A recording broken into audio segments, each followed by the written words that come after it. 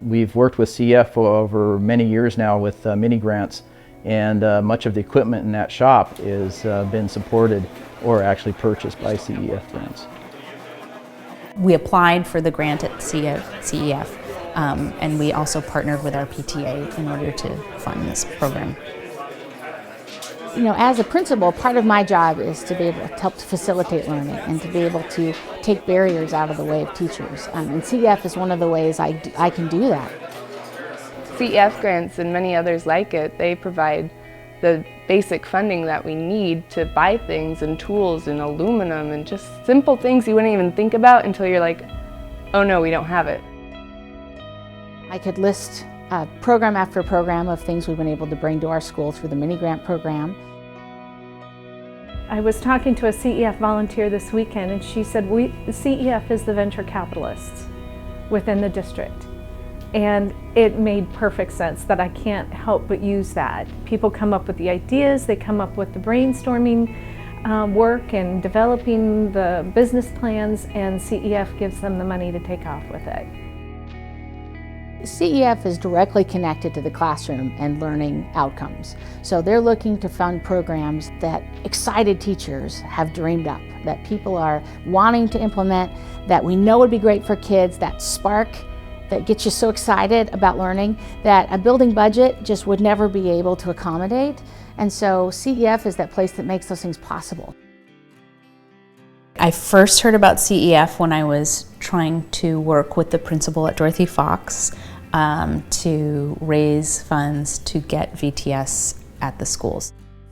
Visual thinking strategies was something we were able to bring to Dorothy Fox Elementary a year ago with the help of a major CEF grant, and in partnership with our PTA and our school building budget, really did it as a team, has been really impactful in our school. So VTS is really valuable because it's teaching kids critical thinking skills and using art to do that. And it's recognized by the teachers as, you know, multidisciplinary. It is not just arts, but they can actually use, you know, it transfers to other subjects. You know, some of the first things we started to see was who was raising their hand in a VTS discussion. And it wasn't always the kids who typically raise their hand.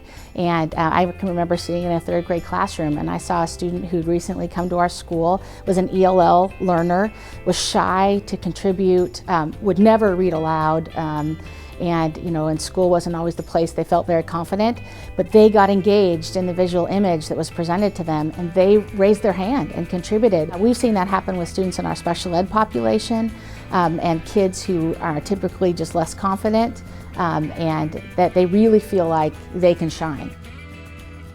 A lot of programs might have been brainstormed and could have been started at the CEF level and then implemented through the district. It's a great opportunity for teachers to, or students, to have that opportunity to get a dream funded.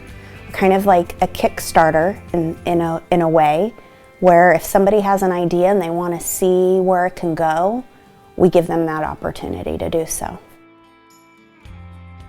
I think what CEF does that's so unique and so incredible is that they fund these extra learning opportunities that touch every single student in the Camas school district. So every single student in our community gets access to the programs that are funded by CEF, and it enhances the education of every one of our kids. So thank you for coming to the auction tonight. Now it's up to you. Raise that paddle, raise your number, because we need to raise some funds for some amazing, extraordinary learning opportunities. It can't happen without you.